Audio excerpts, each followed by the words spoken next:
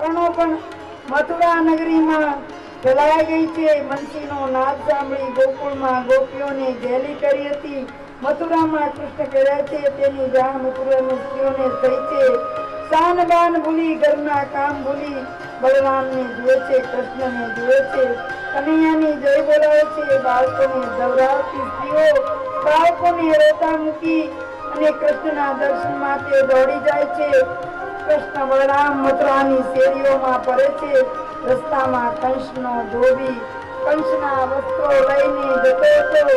સામે મળે કટુ વચનના કારણે જેણે સીતાજીની નિંદા કરી હતી ને તેના કારણે મર્યાદા પુરુષોત્તમ રામ ભગવાને પ્રાણ સમા જાનકીનો ત્યાગ કર્યો હતો।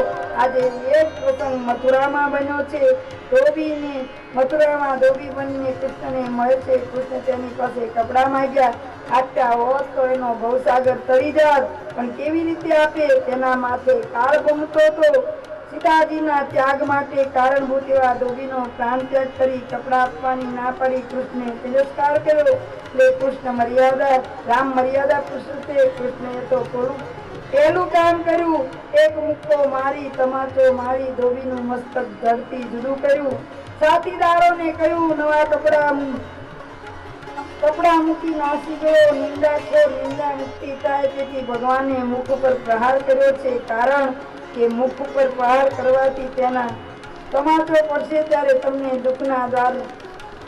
સુખના દ્વારમાં તમે રાચો છો ત્યારે તમને ભગવાનનો તમાચો પડશે ને ત્યારે તમારા દ્વાર ખુલી જશે।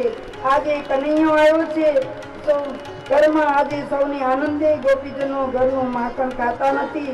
બધાના મનમાં શોક છે, કનૈયો આપણને મૂકીને જતો રહ્યો। આજે નવા કપડા પહેરી બાળકો ગોવાળિયાઓ આનંદ કરે છે। કનૈયા તો કાળી કામળી ઓઢતો તો આજે આપણે રાજ કપડામાં કેવા લાગીએ છીએ। આજે કૃષ્ણને બલરામ રાજાશાહી થયા છે। કૃષ્ણ જેના પર કૃપા કરે ને તેની પાસેથી માગીને ખાય છે।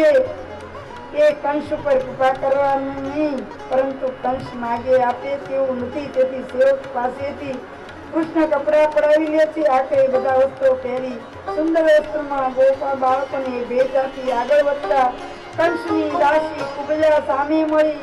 સ્વરૂપ શરીર છે, તેને શરીરે 3 સ્થળે વાંકી છે। કંસને લેપ લગાવવા તૈયાર કર્યું ચંદન સોળના પાત્રમાં ભરીને લઈ જાય છે। કુબજાએ કૃષ્ણને જોયા અને તેમના મનોહર રૂપ જોઈ તેને મોહી પડી। કદરૂપા દેહમાં પણ પ્રેમ હોય છે, તે પ્રેમપૂર્વક ભગવાનના દેહ પર ચંદનનો લેપ કરવા લાગી ગઈ। ચંદન કરી અને વંદન કર્યા તો દાસી ભાવ પામી પ્રભુ પ્રસન્ન થયા। કુબજા કૃષ્ણે કુબજાના પગ ઉપર મૂકી તેને એરપચી ઊંચી કરી, તેને આખું અંગે સીધું થયું ગયું। 3 અંગે વાંકી કુબજા આજે સર્વાંગે સીધી બની ગઈ છે। કૃષ્ણ સ્પર્શથી તેને અનુભવ થયો, સુંદર ગન બની ગઈ। કંસની દાસી કુબજા રામાવતારની મંથરા છે। કૃષ્ણના શરીર પર ચંદનનો લેપ કર્યો તેથી પ્રેમા ભક્તિ થઈ, પ્રસન્ન થઈ। પ્રભુએ તેનું કુબડાપણું દૂર કર્યું અને સુંદર બનાવી। એટલું કઈ સુખદેવજી મહારાજ કહે છે, દુર્ભાગી કુબજાએ એવું માગ્યું, દુર્લભ એવા મોક્ષપદ ન માગ્યું, છતાં પ્રભુએ તેને ક્ષણિક સુખ માગ્યું। તેણે કહ્યું, કૃષ્ણે હું તારા મનોરથ સિદ્ધ કરીશ। કુબજાની કથા સમજવા જેવી છે। કુબજા એટલે બુદ્ધિ 3 ઠેકાણે વાંકી હોય છે, એટલે કે બુદ્ધિને 3 બહુ ભારે દોષ છે, કામ, ક્રોધ અને લોભ।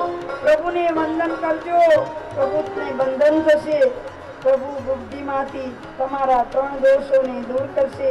મથુરામાં ફરતા ફરતા કૃષ્ણના પરાક્રમની વાતો લોકોને મોઢે રમવા માંડી। સ્વયં સિદ્ધ ભગવાને ગુહાર કરે છે, પરંતુ ગુહાર ભગવાનને થાય છે નહીં, ભગવાનને અનેક ગણો મર્યાદા આપે છે। આજે યજ્ઞનો 5મો દિવસ છે, ધનુર્યાગની પૂર્ણાહુતિ થવાની છે। મથુરાના રાજમાર્ગો પર ફરતા ફરતા રામ અને બલરામ કૃષ્ણ શેરીઓમાં આવી ધનુર્યાગનું સ્થળ ક્યાં છે શહેરીજનો ધનુર્યાગનું સ્થળ બતાવે છે। ભગવાન ત્યાં પહોંચી ગયા છે। પ્રચંડ ધનુષ પડ્યું છે, કૃષ્ણ તે ઉઠાવે છે, ભાંગી નાખે છે। પાપી કંસ હાથે પૂજાયેલો ધનુષ ભંગ થવા માટે યોગ્ય છે।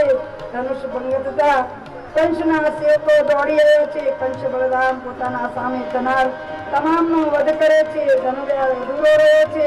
વાત સાંભળી કંસ દોડાયમાન થયો છે. કંસ તો કશું બોલતો નથી. સવારે વાત છે, હું બંને બાળકોને જોઈ લઈશ. સૂર્યાસ્ત સુધીમાં કૃષ્ણ ને બલરામે બાળકો સાથે નંદ બાવા પાસે પહોંચી ગયા. નંદ બાવા તેમને પૂછે છે, શહેરમાં શું જોયું?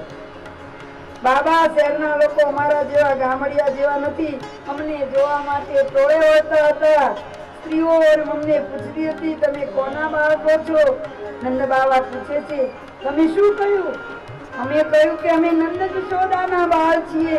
કૃષ્ણના શબ્દો સાંભળી નંદ બાવાને આનંદ થયો. અરે કૃષ્ણ મારે નંદ બાવાનો બાવો છે, હું નંદ બાવાનો લાલો છું. કહે છે, નંદ બાવા જશોદાનો પુત્ર છીએ. તમારે ખુશ થઈને અમને પણ બધા નવા વસ્ત્રો આપ્યા. એમ નંદ બાવાને યશોદાનું નામ પડ્યું એટલે નવા વસ્ત્રો આપ્યા. થોડા નંદ બાવા કઈ સમજતા નથી અને પોતાના પુત્રનો આવો વખાણ સાંભળી આટલો બધું વાલ કરે છે. કૃષ્ણ નંદ યશોદાને મોટાઈ દેખાડે છે, યશ અપાવે છે. થોડા નંદરાય કઈ સમજતા નથી. બાળકો દૂધ પીતા નથી, ગાયો ઘાસ ખાતી નથી. રાત્રિ ભોજન સમય થયો. કૃષ્ણ વસ્તુની યાદ આવે છે.